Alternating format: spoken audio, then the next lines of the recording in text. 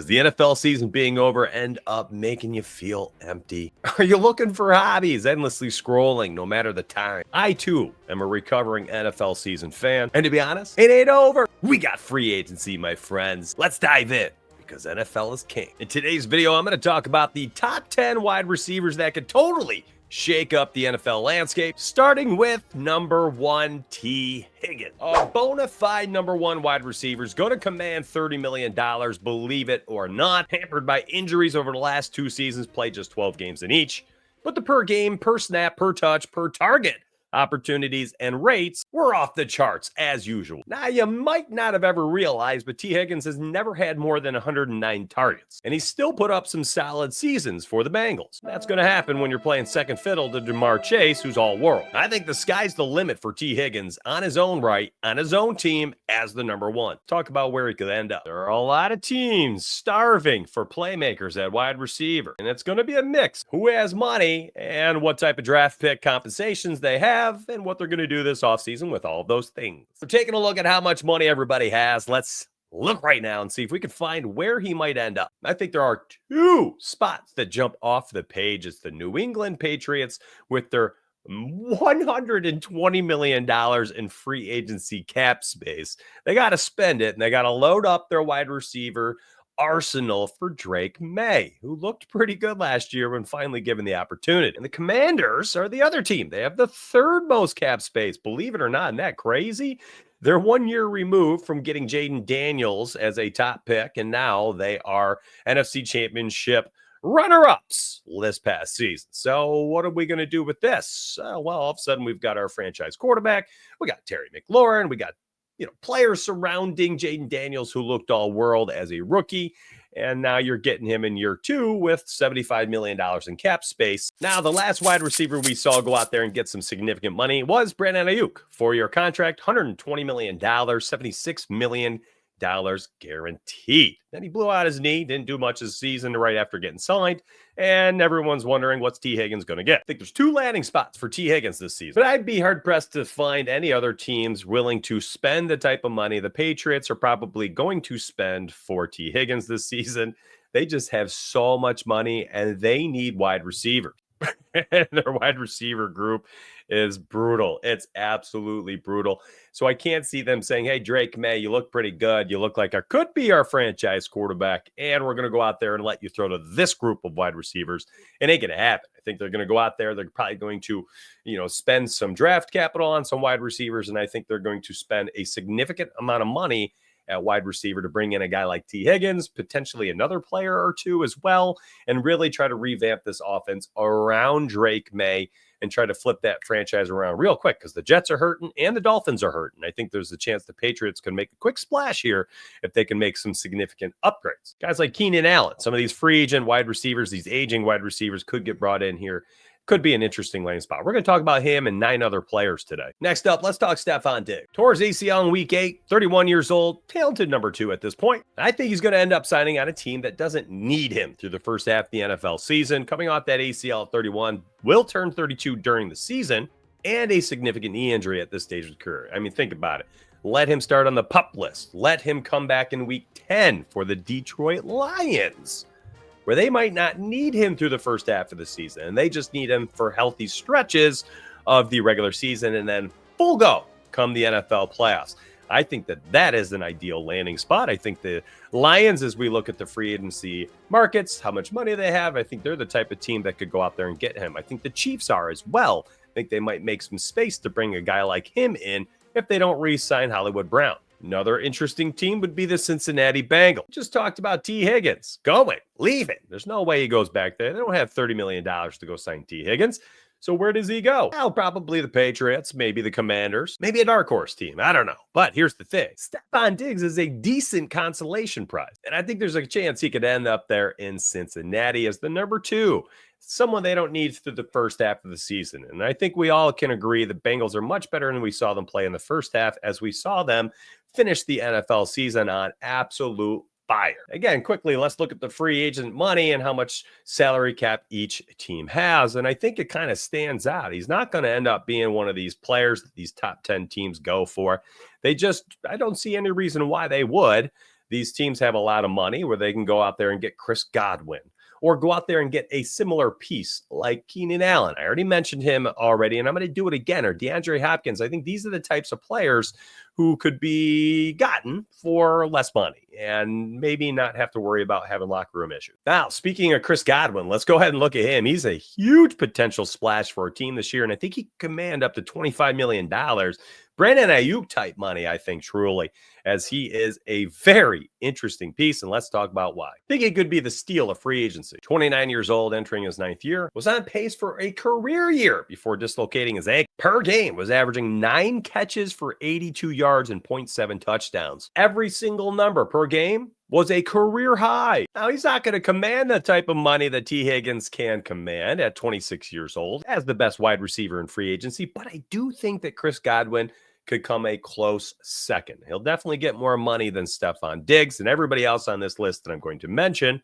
I believe that he's absolutely going to be a primary target of a team like the Los Angeles Chargers, baby. That's right. Justin Herbert, keep surrounding him with some weapons, whether they bring back J.K. Dobbins or not. One of those running back free agent people I'm going to be talking about on next Tuesday's video. So come back for Tuesday's video, the 25th of February. You're going to see running backs and where they're all going to land up.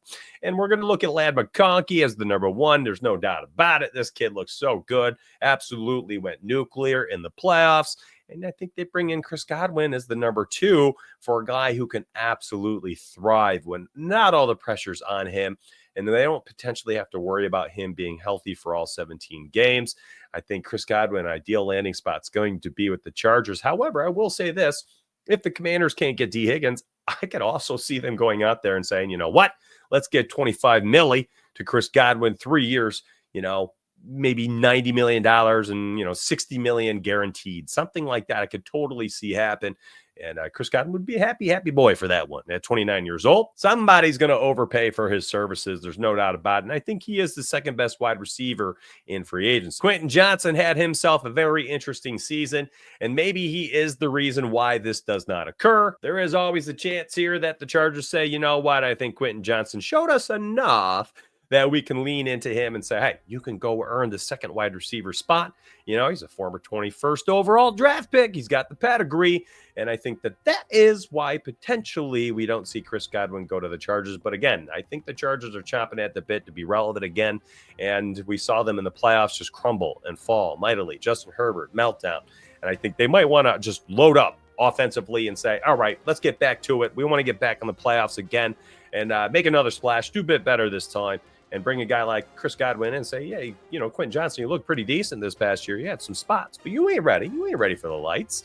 And they give a guy like Chris Godwin 2-year contract, give a ton of money, and they'll allow Quentin Johnson to, get better over the next year or two of playtime. I will also say there's a shot here. I think the Steelers could go out there and not only go get Sam Darnold. That's right. You heard me say it. And by the way, hopefully you watched it down below. I'll link it, my friends. Top 5 free agent quarterback impactful plays there. And Sam Darnold to the Steelers was the first player and first landing spot I highlighted for a myriad of reasons. And I think if they go out there and get Sam Darnold, why not? Why not? Don't stop there. You've got tons of money, the 8th most amount in free agency cap space. So go get both Sam Darnold and Chris Godwin and have George Pickens lined up across from Chris Godwin, put Godwin in the slot, allow Pickens to work himself down the field. And Sam Darnold, by the way, quietly led the NFL in pass efficiency on the deep ball. He was number 1 in the NFL in accuracy. Pretty crazy. Throws himself a good deep ball. Had guys to throw to last year. He could do it again out there for George Pickens, a guy who was continuously racking up 30-plus yard catches in every single game to close out the year with Russell Wilson. That could be an ideal landing spot for everybody, and they've got the money to do it. Starts to get a little murky after those 3. Amari Cooper's the next up. Let's talk about him. Former 4th overall pick, did not make an impact in Buffalo. As a Bills fan, very frustrated. Struggled to get playing time. When he was on the field, didn't do much with it. Finished with 44 catches, 547 yards, and 4 touchdowns across 2 teams. Yikes. Not good. The one thing that he did have going for him is that, well, he still averaged almost 15 yards per catch at just 31 years old. That's right. I said just 31 because He's entering his 13th season, entered the NFL extremely young. And there are a lot of miles on his tires, so to speak. And while he is just 31, I think with the longevity of his career, he's starting to play like those older guys, like Nuke Hopkins at 34 this year, so on and so forth. And I think Amari Cooper potentially is kind of getting to the tail end of where he's going to be relevant at wide receiver. I don't think he's going to go out there and command $15 million a year. I think you might end up seeing him around 8 to 10. I don't think people are going to pay a ton of money for him at this stage of his career for what he's shown for the last year and a half of football as just not being a relevant piece of the puzzle. Now, that being said, there's a lot of money out there. We keep talking about the Raiders. I have so much money. Second most amount in the NFL. Potentially Drake May and the Patriots will kick the tires on this one for $8 to $10 million, maybe 10 to 12, depending on who else wants Amari Cooper services. And they can do it. They've got $120 million. They could do a 1-year, $12 million contract, bring him in to be a number 2, number 3, whatever it might be, and just say, hey, Drake May, you can use this guy as a developmental piece for yourself. Get yourself a decent wide receiver out there. They'll overpay for every year because why not? They got no other reason not to. They got to use that money up somehow, and they need to improve their teams. And I could see the Raiders doing the same thing. They've got the 6th overall pick, and they're certainly not about to make a splash at quarterback at number 6 overall. Maybe they bring a guy like Jameis Winston in, and they say, hey, keep the seat warm, carry the water, throw the ball deep to Amari Cooper, and let's have some fun. Who knows? I don't know. But I do think Amari Cooper is going to go to one of these teams that aren't very relevant. I can't see him going to another Buffalo Bills, Kansas City Chiefs, and being, a complimentary piece. It's just not going, people aren't going to overpay for him to eat up space, to not make plays at this point in his career. So I think he goes to some of those places where careers die, like Las Vegas. Next up, Deontay Johnson. Deontay Johnson is going to be 29 by the time the season starts. Was not happy on 3 different teams last year. Kind of crazy is 29 years old. Never would have thought that. You would have asked me, I would have said, I don't know, 26. I think he can provide value for a team, no doubt about it. I don't think anybody really debates that, but at what cost? He's going to ask for too much money. He's going to be a basket case when he gets there. He ain't going back to the Steelers, regardless of their 8th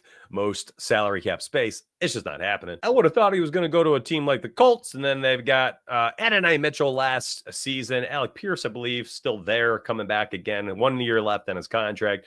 Josh Downs looked pretty good when he got his playing time, wasn't hurt. Michael Pittman looked very good this past season again, as he is. I think he continues to just outperform what people's expectations are, actually. So I don't think the Colts are on the table anymore. I thought they were going to be one of those teams. Miami Dolphins could be one. I think they could bring in another piece to the puzzle there, especially if they're not happy with their wide receiver situation with Tyreek Hill and they ship him out. Guy like Deontay Johnson could be the next man they would bring in to work alongside Jalen Waddle, or potentially they'd bring him in to be that number 3, and try to elevate the offense through the passing game. The Giants are absolutely another team. They got a million needs out there in New York. The Big Apple has a lot of needs, no doubt about it. Going to have to find a quarterback too, but I think this could potentially be the NFC's version of the Las Vegas Raiders, where careers die and people just sign on, make a little bit of money, and then they just ride off into the sunset. And that just seems kind of to be a franchise of no hope, no direction, no upside. So he could go there, get a little bit of money for it. They've got a decent amount in the salary cap space. Could be the landing spot for Deontay Johnson. Keenan Allen, 33-year-old, entering his 13th season. Did decent in Chicago last season, all things considered, but his days of being a number 1 or number 2 are over. Interestingly enough, I think he could land on the Chargers. I think he could close out his career as the number 2-ish wide receiver alongside Quentin Johnson, bumping him back to 3, or maybe they just run 3 wide receiver sets. Keenan Allen gets to run out of the slot a little bit, doesn't need to worry about his aging body and speed on the outside. I think that could be an ideal landing spot. I think the amount of money he would command would almost be ideal for the Chargers as well. And hey, if he has anything left inside his heart for Los Angeles, or for the Chargers organization, I should say, I think he could end up in LA one last time with the Chargers, with Justin Herbert, close out his career, and just call it a day. I think it's a good spot. He's in a place where he can compete immediately and, get back to some relevancy and get back to some relevant football games. Or else he could end up as a place like Dallas, who is going to be potentially losing Rico Dowdle. Again, watch next Tuesday, the February 25th, my running back free agency. Rico Dowdle, one of the top running back free agents. He's potentially not going to be back. And then, you listen, you've got CeeDee Lamb, and then who after that? Brandon Cooks is a free agent. I think he's gonzo. We're going to talk about him in a minute or two. Jalen Tolbert, he kind of came on last season as a third rounder 2 years ago. He could be a nice complementary number 3 piece, but they do need that number 2 wide receivers. Who's it going to be? Nobody else has really turned up yet. Could be one of those guys that goes out there to Dallas. They got a decent amount of money. The Detroit Lions could absolutely be a team. They run a lot of 2 wide receiver sets. They could have Amon-Ra St. Brown and J-Mo out there together predominantly in the 2 wide receiver sets. But when they go to 3 wide receiver sets, almost 60% of the time, that's almost perfect for the amount of snaps that a guy like Keenan Allen should play in his 13th season. Keenan could slide right in there in the Tim Patrick spot. And by the way, Tim Patrick is also a free agent at 31 years old. Next up, let's talk about Brandon Cooks. This will be a 6th team wherever he signs. These speed-reliant players struggle when they get away from their prime. Career low, 10 yards per reception last year. And I'm leaving it right here in Detroit because I think this is where he could potentially land up. I think he's the type of guy who could land on the Eagles, the Broncos, the Rams, the Packers, the Lions, the 49ers, the Bills, somewhere where somebody says, hey, we need you to go out there. You might not be in your prime, but we could get some quality snaps out of you. And, especially if the Packers continue to deal with injuries or people leaving, could be another interesting spot. Chicago Bears could be looking to replace some of their wide receivers that are leaving, including the guy we were just talking about in Keenan Allen. Let's talk DeAndre Hopkins. The 33-year-old is entering his 14th season. He's looked cooked since 2021. Don't get it twisted. 10 games with the best quarterback of all time, potentially Patrick Mahomes, and he struggled. He didn't do much with it at all. Averaged 4 catches for 43 yards and 0.4 touchdowns. Think he gets signed on by a contender, another team like the Lions, the Niners, the Bears, oh my, not the Bears. The Packers, the Rams, potentially if they get rid of Cooper Kupp or move him. I think he could end up somewhere like that. He's going to get his opportunity. I don't think the sky's the limit anymore for Nuke. And it's been a minute. 2021, go back and look at his game logs. It's been a long time since he's really performed at any type of quality level. Now, I'm going to breeze through him because I think the 2 potential sneaky blow-up impact spots in free agency wide receivers are the last 2. We're going to talk about them both right now. But first, real quick, have you ever played Underdog Pick'em before? Now, I run another YouTube channel, and I'll link that down below. I do Pick'em every single day, and I love Underdog. Pretty simple. You go higher or lower on a player's projection. If you get it right, you're in a good spot to win some cash. And if you use code DONUTS, not only will you get a free pick, but you can get up to $1,000 in deposit bonus cash. You just got to use code DONUTS. And if you're new to this channel, welcome. You're going to see a ton of Underdog here, my friends. Tons of Underdog Best Ball on this channel. And if you want Underdog Pick'em, that's on my other channel. Let's green out, my friends. Let's green out. All right, final 2 spots. Remember, I told you, these guys are extremely impactful. I kid you not. Potentially the 2 most impactful landings spots in the NFL this season could be for both the Chiefs and the Buffalo Bills. First up, let's talk about Hollywood Brown. Might just be a little overrated. 28 years old, entering 7th season, 4th team. 1 year with Lamar, 91 catches, 1,008 yards, 6 touchdowns in that season. Had 8 touchdowns in his 2nd year, but he's never had more than 67 catches, 769s in any other year. That being said, Rashee Rice coming back from his knee injury.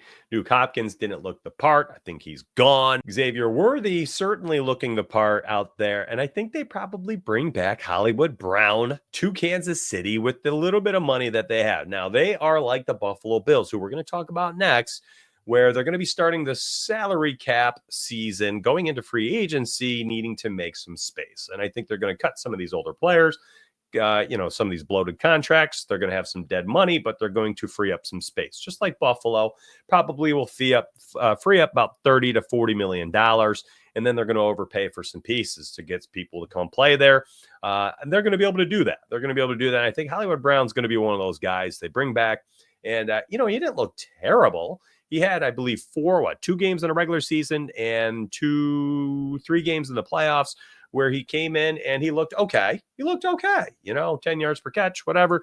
He had a lot to learn the system and all that, getting up to speed. I give him the benefit of the doubt. That being said, he did not look anything special since his third year in the NFL. But I do think Hollywood Brown will land back on the Chiefs.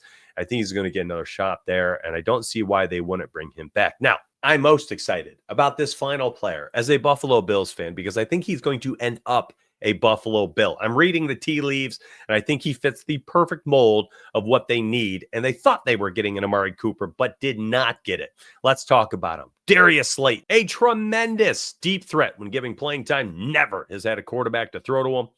He's just 28 years old. That's right. You think Slayton's like 40 by now. In his last 3 seasons, he averaged 15.7, 15.4, and 14.7 yards per reception. This dude has burners, and he's done it with garbage under center on a garbage team and a garbage franchise. Sorry, Giants fans.